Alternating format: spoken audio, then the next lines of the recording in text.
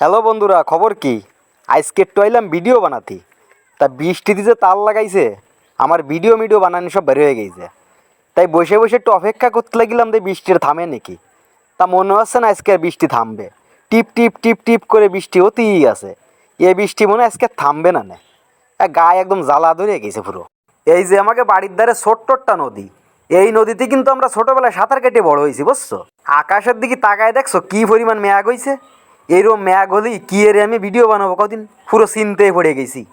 এই দিকে বর্ষার তাল দিয়ে আমার গম চলে আইছে, মানে শরীরটা একবারে ম্যাজ ম্যাজ করতেছে।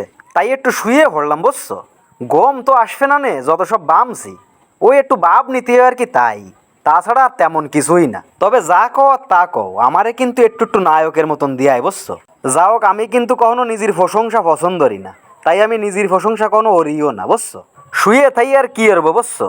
এই জন্যে যে মাইয়েকে মতন হাত ফাতাইছে, একটু বৃষ্টির পানি ধরতেছি। ওই যে মাইয়েরা কি দেখি ওরে না, আমি আবার বাপু অত ভালো টালো বুঝি না।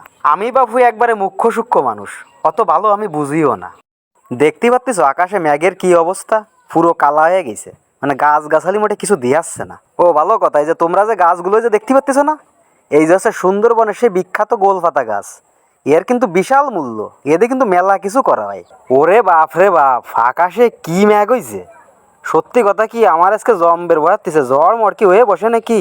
যা হোক সে কথা, এই যে সুন্দর একখান ঘরের মতন দেখতে পাচ্ছ না, এইখানে হচ্ছে আমাকে সরকার এতে দিছে, মানে বসে টসে থাকার জন্য, আড্ডা মাড্ডা দেওয়ার জন্য, মানে অফিস রুম করতেই পারো একরকম। আমি আবার এনে বসে ভিডিও বানাই, আমার আবার ভালো কাজে লাগে এই ঘরখান।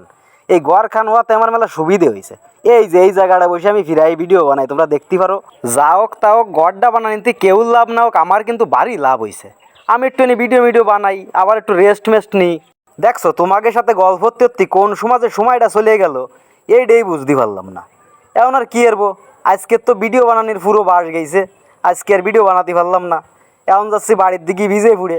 যাক তালি, এখন আর কি করা যাবে, আমারও বাড়িতে সাইডে খাতি হবে। খিদেতে ফ্যাট কিন্তু শোষ হতেছে পুরো, বুঝছো? তোমরা সকলে ভালো থাইও, সুস্থ থাইও। দেওয়া হবে না আর একটা ভিডিওতে।